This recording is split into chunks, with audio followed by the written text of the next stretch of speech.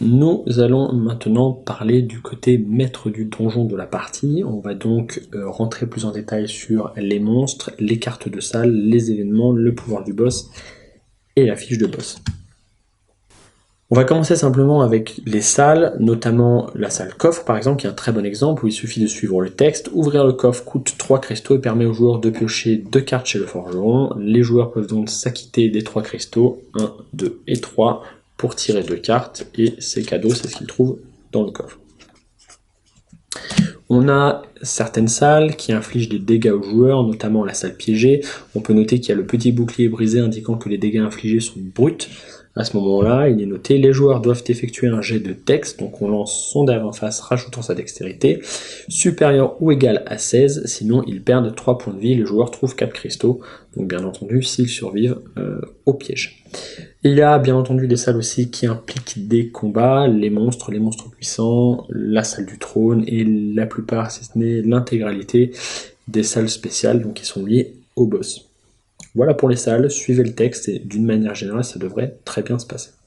En second, nous allons parler des événements, donc ces cartes que le maître possède dans sa main et qu'il peut lancer presque à tout instant, sauf si le contraire est écrit sur la carte, et qui lui permet de reprendre la main sur les joueurs un petit peu trop agressifs.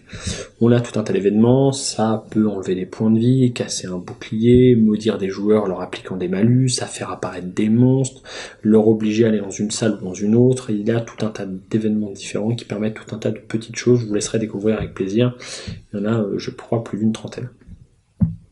Les événements sont extrêmement simples. Considérons une partie où les joueurs sont 4. Donc je vous laisserai regarder la partie équilibrage du manuel, puisque ce que je vais vous dire fonctionne pour 4 joueurs. En gros, c'est la même chose, sauf qu'il peut y avoir plus ou moins une carte ou moins dans la main du maître. Le maître commence avec une seule carte événement dans sa main qu'il peut utiliser durant l'aller-retour des joueurs. Mettons qu'il soit ici, en train d'effectuer un combat, quoi que ce soit. Pan, malédiction d'attaque, implique un malus de -4 à un joueur. Toutes les cartes qui ne seront pas utilisées qu'il aura dans sa main si les joueurs rentrent à la zone de repos seront jetées, défaussées, et le joueur pourra en repiocher de nouveau. Chaque fois que les joueurs rentrent, je vous l'ai dit, on va rajouter des cartes dans le donjon, des cartes de salle. Cela indiquera aussi que le maître du donjon piochera donc une carte événement en plus. Donc au début de la partie, il n'en avait qu'une, maintenant on a rajouté les 3 premières cartes, il en a une deuxième. Lorsque l'on rajoutera... Pardon, ça c'est un événement... Lorsque l'on rajoutera 3 salles, il en aura donc 3. Lorsque l'on rajoutera encore 3 salles, il en aura donc 4. Concrètement, si vous êtes à 3 joueurs au moins, il commence la partie non pas avec une mais 0 et va donc finir la partie avec 3 cartes. Si vous êtes 6, il commencera la partie avec 2 cartes et on aura donc 5 à toute fin de la partie dans sa main. Donc il jette et repioche l'intégralité de sa main à chaque fois, il ne peut pas les garder d'un aller-retour sur un aller-retour. Il a, ce qui est marqué dans le manuel, il a systématiquement la main sur les événements, ce qui veut dire que si un joueur, par exemple, décide de faire une action qui le dérange, je pourrais très bien attendre qu'un soigneur réussisse un sort de soin pour lui lancer un éboulement à la tronche et le tuer. Le soin est passé, ça me dérange, je vais te tuer avant que le soin fasse son effet. La seule règle étant que l'on ne peut pas, si on ne tue pas le joueur, bien sûr, si on tue le joueur, ça rentre pas en compte, mais on ne peut pas faire perdre un tour à un joueur, il peut changer d'action si jamais, par exemple, il veut utiliser sa bombe et je lui faire perdre, donc il peut tout à fait changer d'action, et je ne peux pas non plus lui faire perdre d'endurance. Le joueur paye de l'endurance, il jette son dé, ça passe, si je le tue, il récupère son endurance, l'endurance ne peut pas être perdue bêtement comme ça.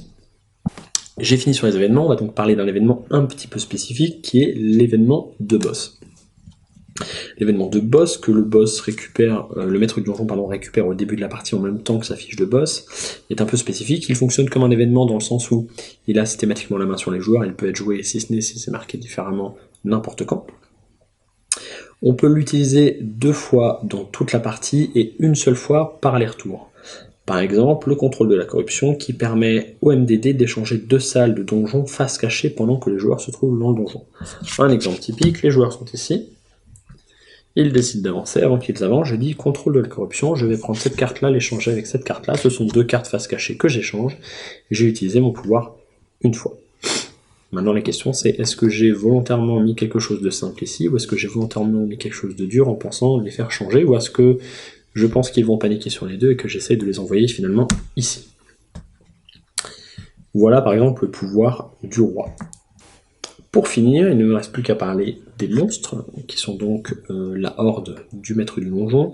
Ils sont séparés en deux catégories, les monstres de base et les monstres puissants. Les monstres puissants, je le rappelle, le dernier géant, le chevalier noir, la liche, l'araignée géante, et il m'en manque un, le dévoreur d'âme. Ils ont beaucoup plus de points de vie que les monstres de base, en général 3 à 4 fois plus. Tous les monstres ont deux faces. Un côté où il n'y a presque pas d'information, qui est montré lorsque l'on joue face à un joueur, donc les joueurs en fait n'ont aucune information statistique. Ils ont simplement le nom du monstre, donc là en l'occurrence Ghoul, ainsi qu'un mot-clé qui peut être spécial, force de frappe, distance ou défenseur. Spécial indique que le monstre fait quelque chose de bizarre lorsqu'il tape, à vous de deviner quoi, vous allez vite l'apprendre. Défenseur indique qu'ils sont plutôt résistants, force de frappe indique qu'ils frappent plutôt fort, et distance indique qu'ils ne vont pas cibler le défenseur, puisque je rappelle, vous allez voir ça dans la partie combat, tous les monstres par défaut visent celui qui porte le défenseur, le joueur qui porte le défenseur.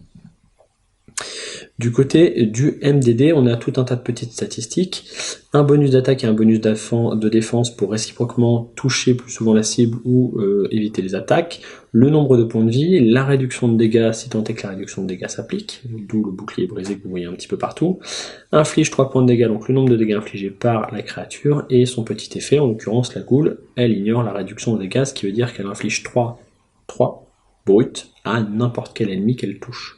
Que le défenseur soit très efficace ou pas, elle inflige 3, passant même au travers, par exemple, du blocage parfait du chevalier. Il ne me reste plus qu'à vous faire un petit tour de la fiche de boss. Elle se compose toujours plus ou moins de la même manière. Vous allez retrouver les mêmes informations disposées peut-être un petit peu différemment que ceux que vous retrouvez sur une carte de monstre, donc vous ne devriez pas être perdu quand vous arrivez devant. Il est marqué les effets qu'applique le boss durant le combat final, et tout en haut à droite se trouve un petit texte d'introduction histoire de mettre les joueurs dans l'ambiance lorsqu'ils arrivent devant le boss. Donc en général, vous commencez par lire ce petit texte avec une voix grave et après vous leur mettez la dérouillée de leur vie avec le sourire, bien entendu, on est là pour s'amuser.